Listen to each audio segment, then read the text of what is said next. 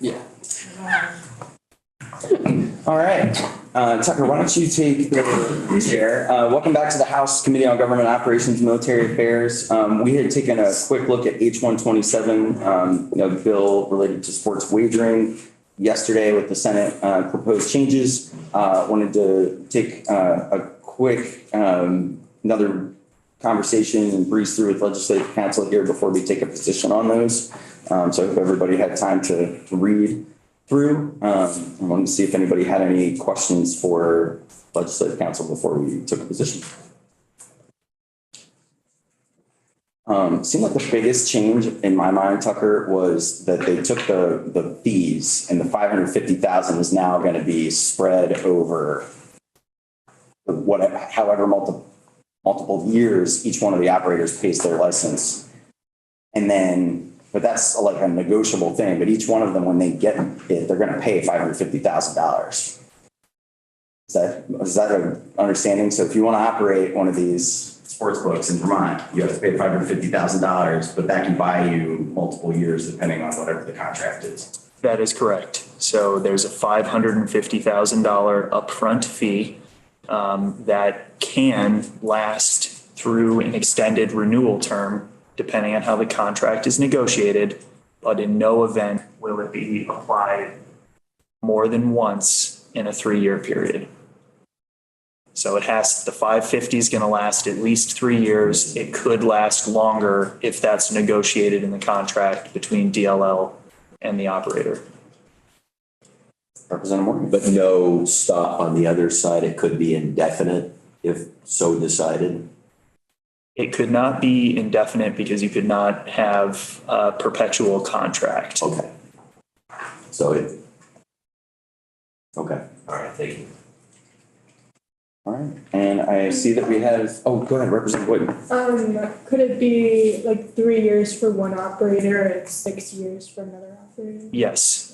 It does not have to be uniform across the contracts. And that was some of the discussion in Senate Finance, is that you may have operators who are selected that require very little regulatory oversight because there's a high rate of compliance. So there's less administrative burden with respect to that contract with that operator. Another operator who perhaps has less regulatory compliance, I don't know if that's happening in this market, but if that was the case, DLL could apply it every 3 years.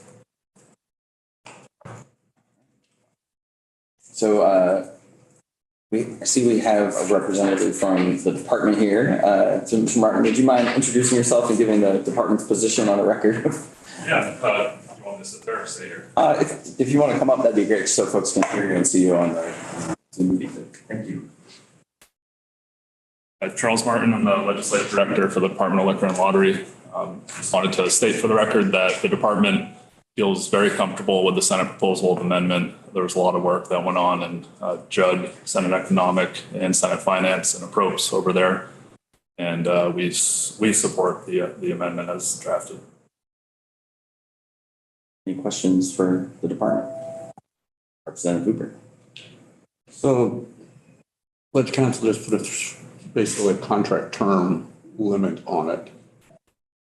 Extensions of contracts are not uncommon in state government. Would that necessitate another contribution, or do the terms just go on? Does the 3 years vanish? I might defer to Tucker on that, but I know we can reassess our fee every 3 years, and that's as proposed in this bill. So we couldn't do that more often, but we would theoretically reassess that fee no less or no more than once every 3 years. I think what Representative Hooper might be getting at, though, is whenever there's a new license application or for a new contract, they'd have to pay another fee, whatever the fee is at that time, correct? Yes.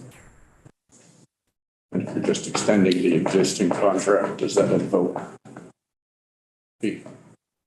Tucker, can you speak to our specific obligations there?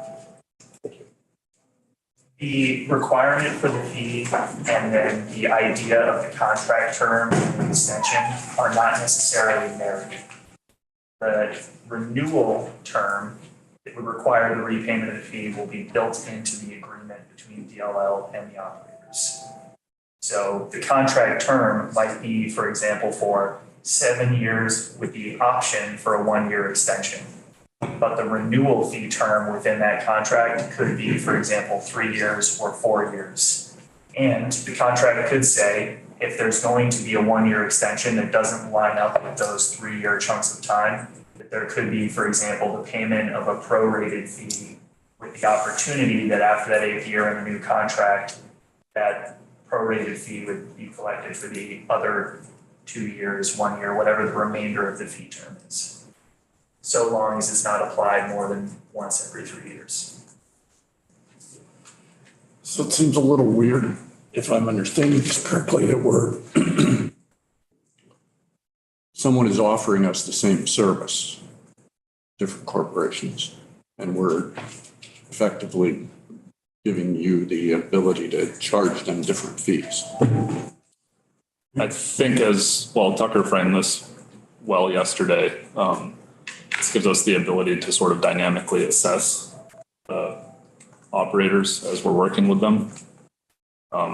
So we can kind of look at our own administrative costs of actually administering that operator. So if there's someone who is difficult to administrate or has violations, this is our ability to kind of say your contract term might be longer when we renew, or from the get-go, if you're an established operator or proven in some capacity, you might have a longer contract from the get-go. And if you're a newer operator, we could have a shorter 3-year minimum contract from the initial period. Are we anticipating a dearth of people applying to do this, corporations applying to do this, so that we wouldn't even consider somebody that had bad behavior on there? It's not our intent to take any chances. Okay. I don't think that we'll need to. Okay, thank you, Mr. Martin. Appreciate you giving the department's position. You want to answer a couple questions. Anything else for Charles? All right. So committee, I'm cognizant of the fact that we are going to be called before momentarily here. Is there any objection to taking a position on this one so that we can get it on its way? I will let you all know that, I'm looking for the bells. Ways and Means voted this out 11-01 to concur, so on the other pieces. So can I see a show of hands for supporting concurring with the Senate proposal of amendment? So I'll do a show of hands, no. What? We're doing yes right now. Yes, right now. so don't take any signs. Yes, for yay. Yay. Okay, here's actually, let me, since we're in the middle of the vote and the results of the vote have not been announced yet. So Representative Higley, we are taking a position on whether or not to concur with the Senate proposal amendment on the sports wagering bill H 127. So all those in favor of concurring, that is 1, 2, 3, 4, 5, 6, 7, 8, 9 to concur. All those opposed to concurring with the Senate proposal amendment, it's 2. So 9, 2, 1. Nice. Excellent. Yeah. Great. So we'll move to concur on the vote of 9-2-1. So that's it for our work this morning. When we get back at 1 o'clock, and I'll be here in your seats at 1 o'clock because we have 3 bills now that we need to look at. So we'll see you back after caucus.